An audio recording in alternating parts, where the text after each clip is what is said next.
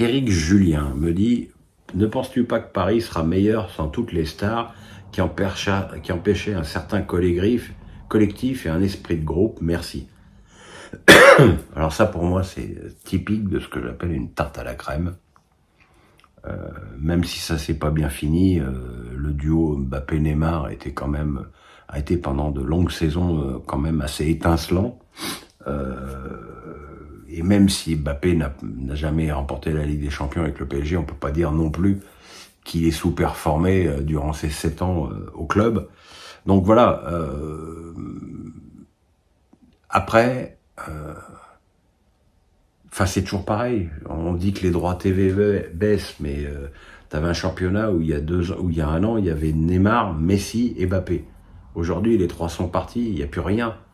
Je dis, quelles sont aujourd'hui les stars du championnat de France de Ligue 1? Greenwood,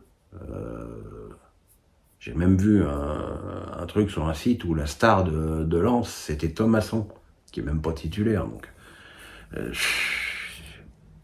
la situation du football français est quand même extrêmement inquiétante. Et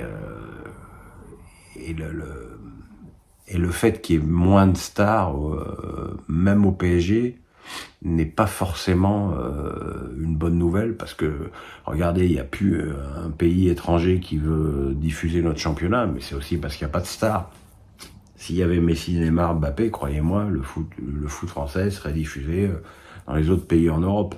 Je ne pense pas que les autres pays en Europe ont envie de se bousculer pour voir João Neves et Barcola. Yvous me dit, comment expliques-tu la rédemption lilloise alors qu'ils étaient au bord de la faillite il y a peu? Est-ce juste la vente de joueurs ou d'autres actifs? Je suis étonné par cette survie et encore plus s'ils sont compétitifs. Oui, les difficultés lilloises ont un nom, Gérard Lopez, qui depuis fait encore beaucoup plus fort avec Bordeaux, et la rédemption lilloise a un nom, Olivier Létang.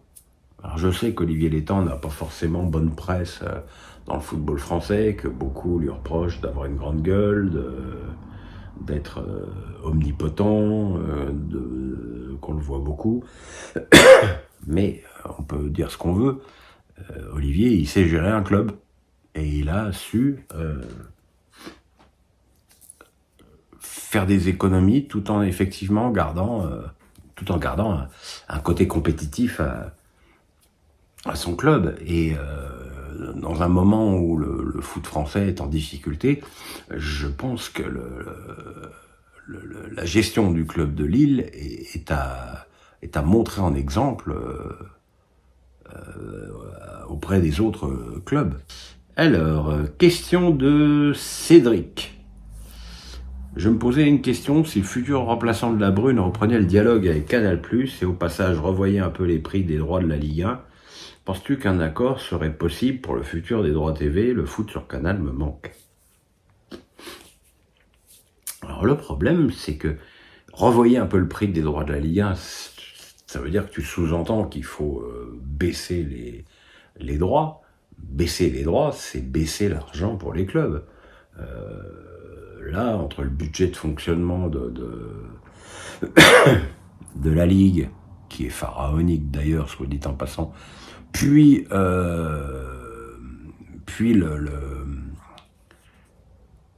le remboursement du CVC, les 500 millions, on le voit à l'arrivée, ça fait des sommes ridicules pour les clubs. Donc le but du jeu, c'est que les droits télé doivent cesser de baisser. Maintenant, il faut faire une action sur le prix, et peut-être que avoir 1,8 million d'abonnés à 20 €, c'est mieux que d'en avoir 600 000 à 39. Je pense que ça, c'est le genre de calcul que doivent faire les prochains, et même qu'aurait dû faire DAZN, parce que le prix est évidemment un appel à l'IPTV. Donc, maintenant, Canal+, ils ont mis leur argent ailleurs, hein. Ils mettent 480 millions par an, c'est-à-dire pratiquement à 20 millions près l'investissement pour la Ligue 1. Ils les mettent sur les Coupes d'Europe.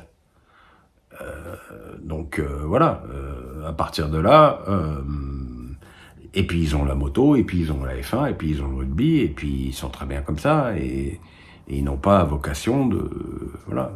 Mais effectivement, il est évident que si Carl Olive ou Cyril Linette, qui ont tous les deux étaient, alors, à leur époque, chefs des sports de Canal, venaient à prendre la Ligue, il est évident que le dialogue avec Canal se réchaufferait et que il pourrait y avoir aussi d'autres,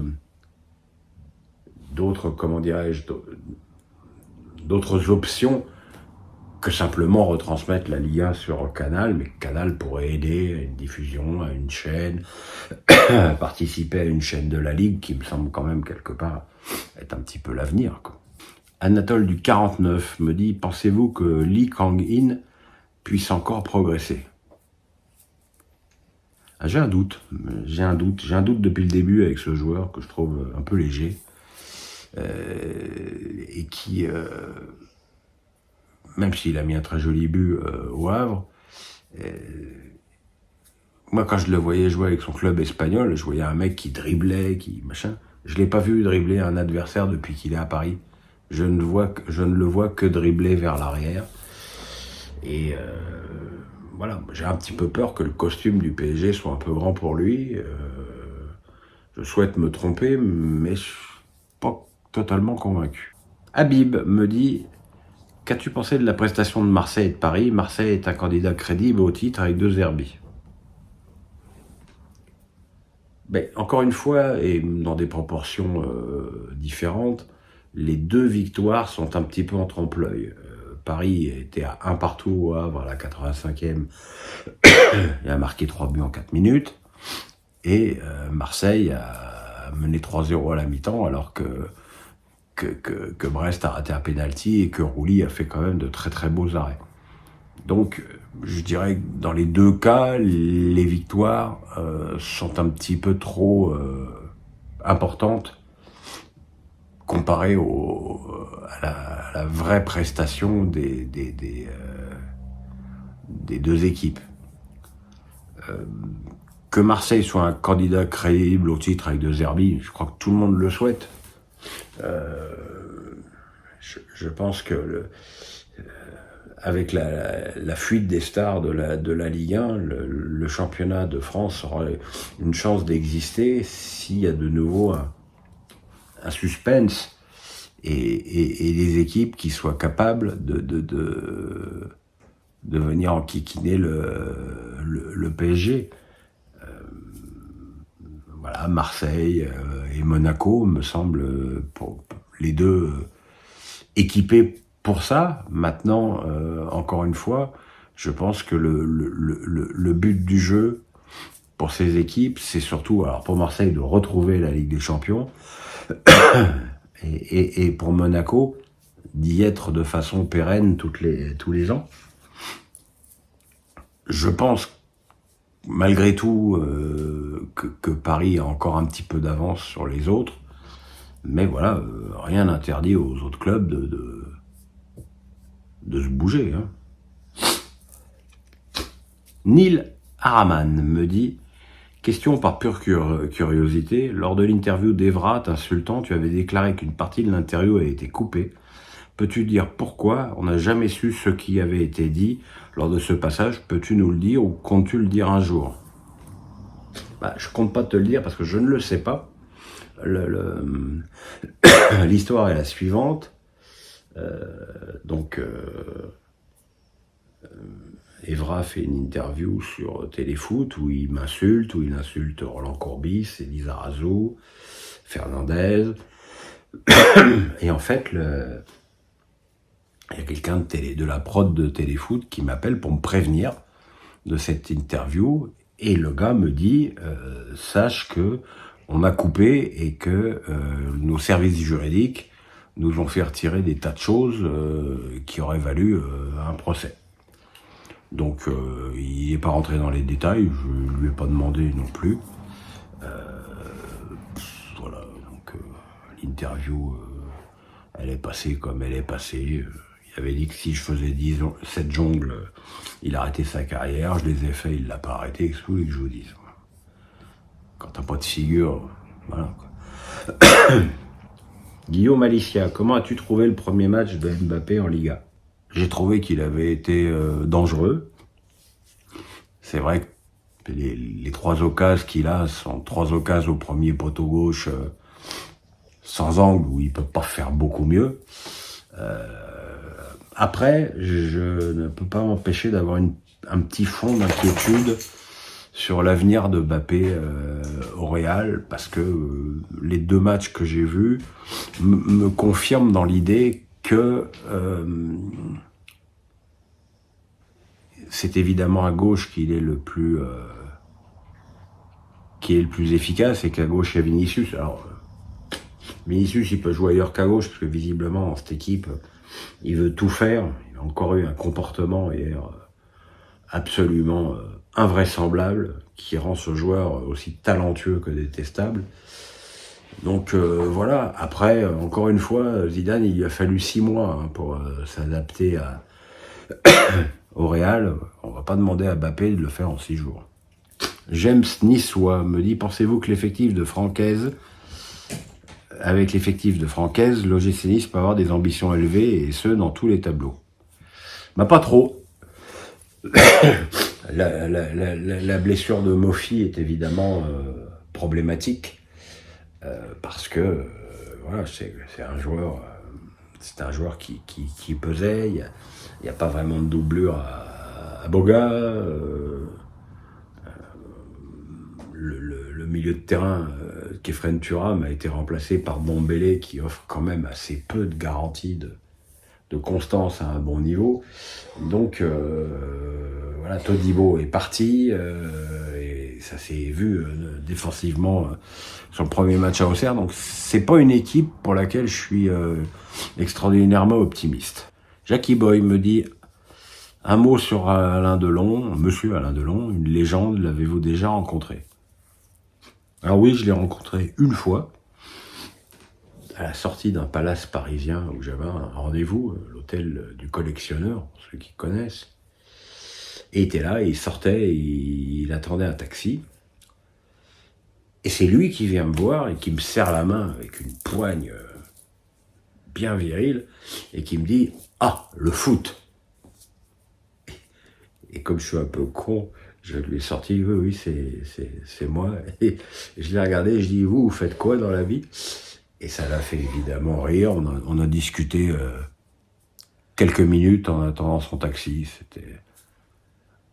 Enfin, je ne peux pas dire que je le connais, je connaissais mieux Jean-Paul Belmondo. Tout ce que j'ai pu en voir durant ce petit échange, c'était un homme absolument charmant. Et un très grand acteur. Il a laissé des films. Moi, mon film préféré, c'est Monsieur Klein, qui est vraiment un pur chef-d'œuvre.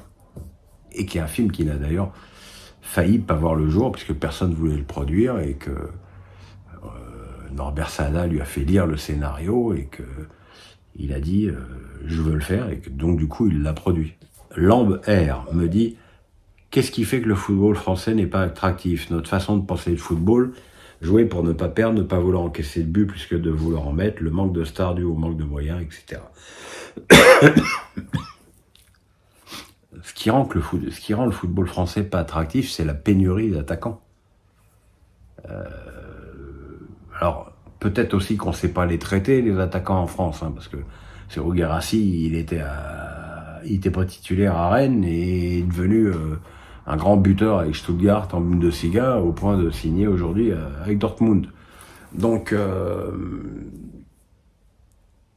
je pense que, contrairement à ce qu'on dit, le football français est un championnat extrêmement tactique, extrêmement physique, très compliqué pour les attaquants, et qu'en plus, comme on n'a pas des attaquants de très haut niveau, parce que dès qu'un mec met 12-15 buts en championnat de France, il part à l'étranger, ben voilà, tu te retrouves avec des attaquants un peu low cost, et ça c'est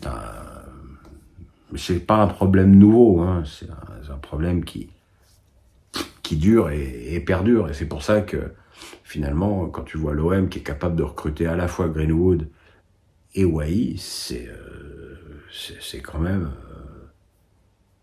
ça fait plaisir, quand même.